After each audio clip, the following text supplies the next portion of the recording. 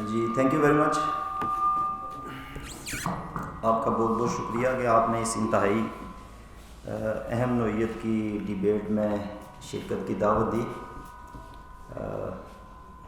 ایک دو شعر ہیں جو میرے شاید جذبات کی ترجمانی کرے.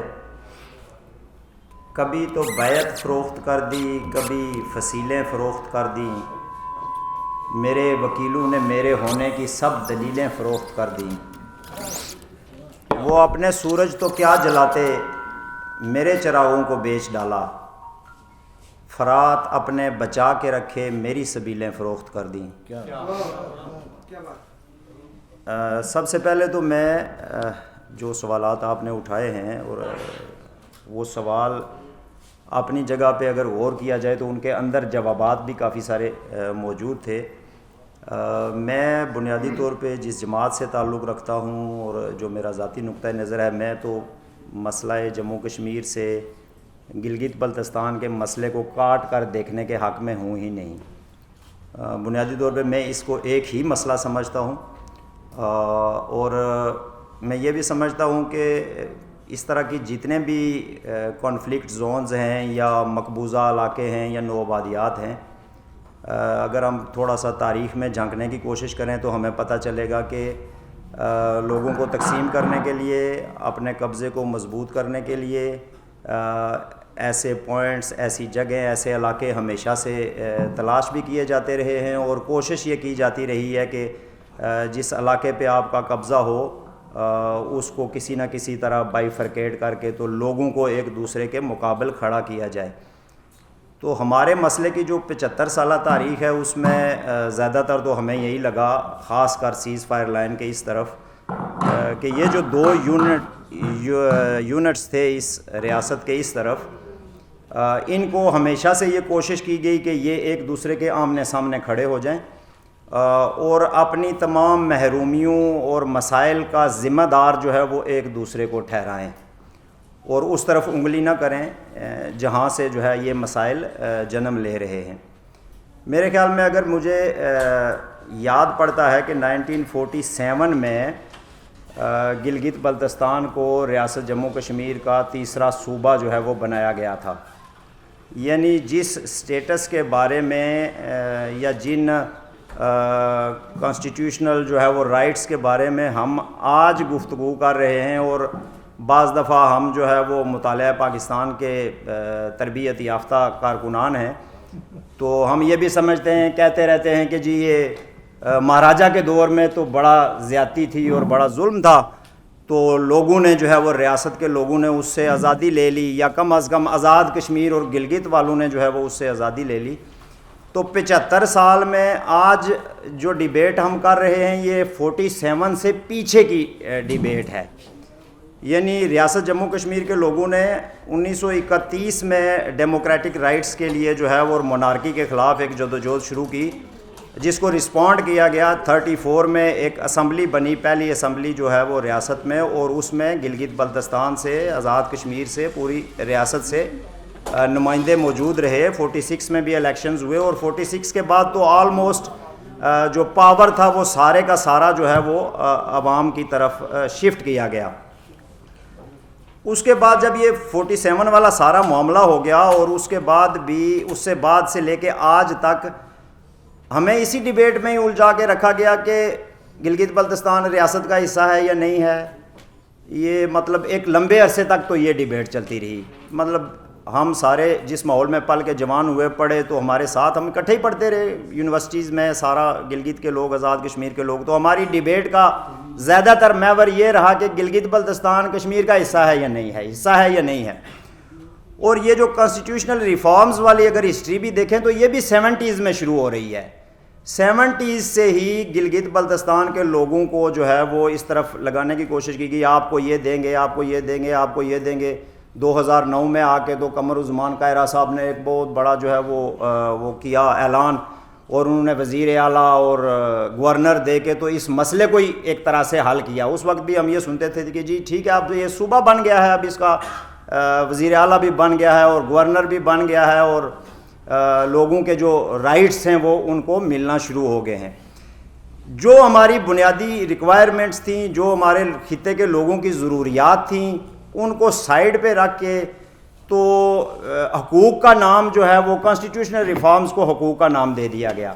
یعنی مجھے آج تک سمجھ نہیں آئی کہ جو پاکستان کے آئینی وفاقی جغرافیے کے اندر جو علاقے ہیں ان کو سارے کے سارے کانسٹیٹیوشنل رائٹس ملے ہوئے ہیں.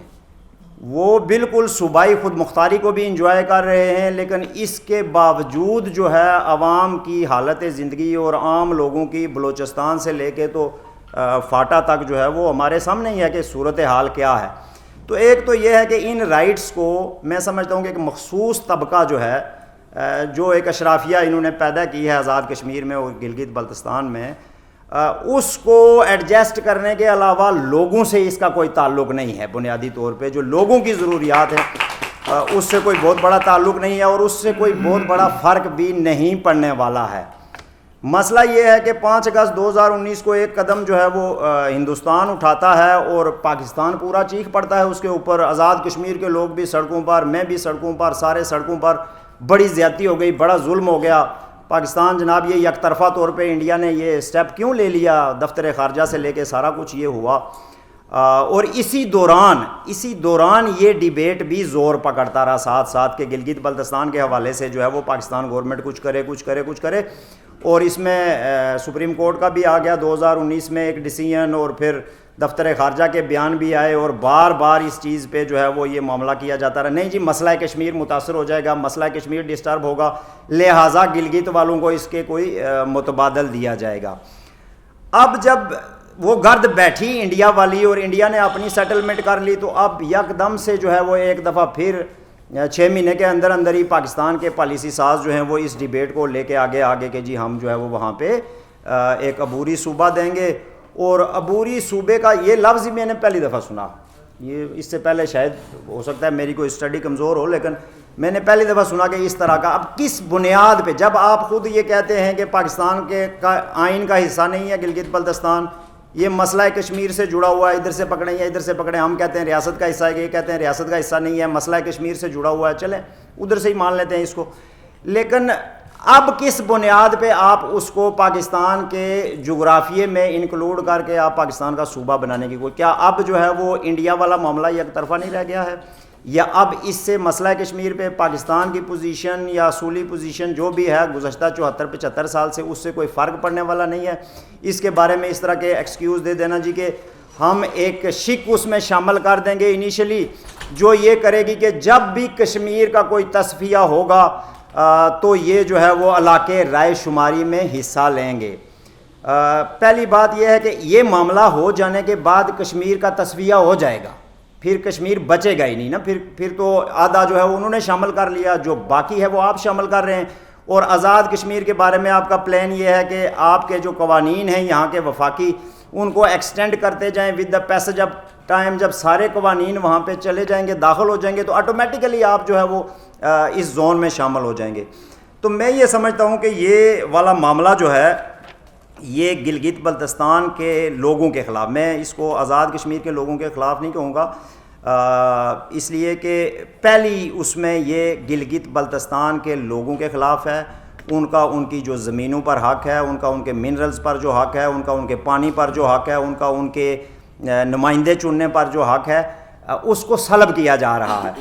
اور اس میں جو عوامی رائے والا معاملہ ہے، میں معذرت کے ساتھ یہ کہوں گا کہ جو پارٹیاں آزاد کشمیر میں پاکستان کی جماعتیں ہیں، جیسے پیپلز پارٹی ہے، مسلم لیگ ہے، PTI ہے، جماعت اسلامی ہے یا دوسری جماعتیں ہیں، ان کا اس پہ کوئی موقف یا کوئی رائے جو ہے وہ کنسیڈریبل نہیں ہے.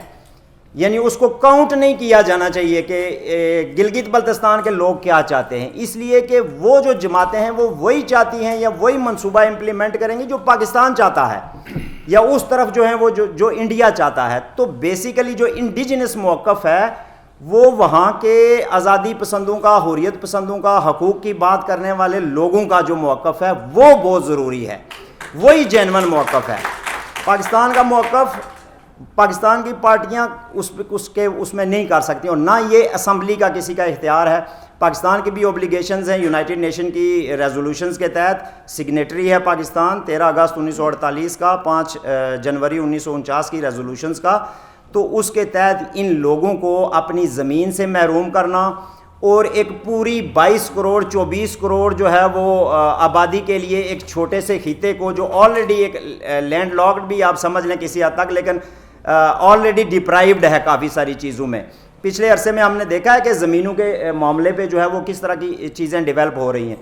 تو یہ لوگوں کے خلاف ایک سازش ہے. یہ جو صوبہ بنانے کا سارا معاملہ ہے یہ بنیادی طور پہ اس علاقے کو بغیر کسی وجہ کے ایک جارحانہ اقدام کے ذریعے طاقت کے زور پر 75 سالہ جو ایک مسلسل وہاں پہ رویہ رہا ہے اس کے زور پر لوگوں کو جو ہے وہ ان کی زمینوں سے اور ان کے وسائل سے محروم کرنے کی ایک سازش ہے.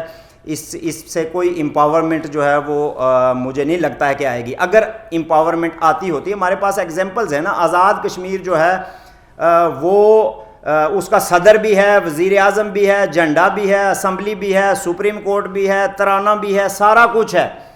لیکن اگر آپ اس کی جو وہ ایکٹ 74 والی پوزیشن دیکھیں تو کہیں سے بھی آپ کو وہ کوئی ایسی چیز نہیں نظر آئے گی کیونکہ جو کوئی با اختیار سیٹ اپ ہے جس طرح کا یہاں پہ آج کل کی جو حکومت ہے وہ پورٹرے کر رہی ہے جی کہ بہت ہی ایک با اختیار سیٹ اپ بن جائے گا اور ہمیں صوبائی حقوق حاصل ہو جائیں گے اور یہ ہو جائے گا وہ ہو جائے گا. ایسا کچھ بھی نہیں ہونے والا ہے. اس سے صرف اور صرف جو ہے وہ مسئلہ کشمیر ختم ہو جائے گا.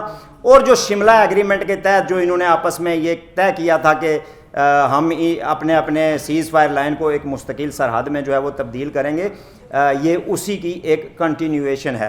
تو اس لیے میں یہ سمجھتا ہوں کہ اصولی طور پہ حکومت پاکستان کو جو ان کا موقف تھا 5 اگست 2019 کے بعد رسپونڈ کرتے ہوئے آزاد کشمیر اور گلگت بلتستان کو ایک انڈیپینڈنٹ ٹیریٹری ڈکلیئر کرنا چاہیے تھا.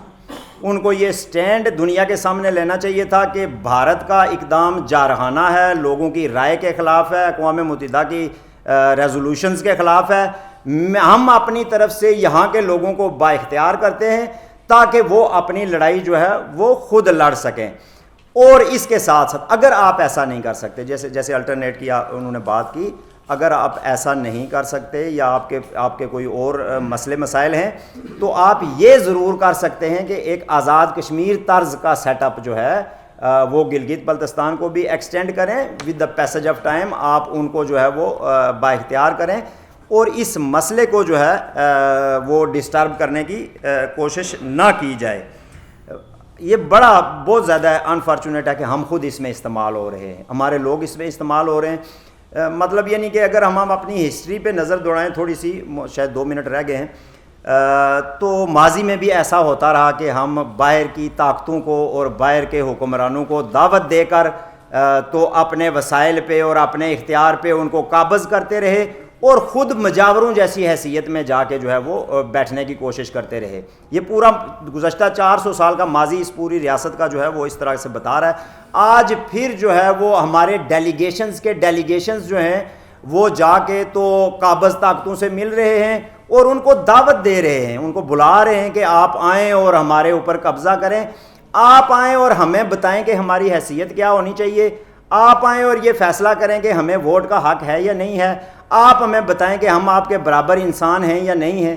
تو یہ تھوڑا سا باغیرت قوموں کے لیے، لڑنے والے لوگوں کے لیے میں سمجھتا ہوں کہ یہ ایک شرمناک بات ہے کہ ہم جو ہے وہ جن چیزوں پہ اگر کوئی جبر کی بنیاد پہ کرتا ہے تو وہ ایک دوسری بات ہے، جیسے انڈیا نے کر لیا، لوگ لڑ رہے ہیں، لیکن باقاعدہ سے انوائٹ کر کے تو دعوت دینا کہ آپ آئیں اور ہمیں صوبہ بنائیں اور ہمیں یہ کریں، اس سے فائدہ کسی کا نہیں ہوگا. صوبہ انہوں نے کوئی نہیں بنانا ہے اور نہ انہوں نے کوئی دوسرا معاملہ کرنا ہے.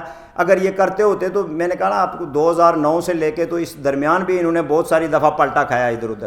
تو اس لیے میری گزارش یہ ہے کہ ان کے سامنے ریاست جموں کشمیر کے سارے لوگوں کا اور بالخصوص جو یہ علاقے ہیں ان کا ایک موقف جانا چاہیے واضح طور پر کہ اس ڈسپیوٹ کو جو ہے وہ ڈسٹرب نہ کیا جائے، اس مسئلے کے حل کی طرف بڑھا جائے.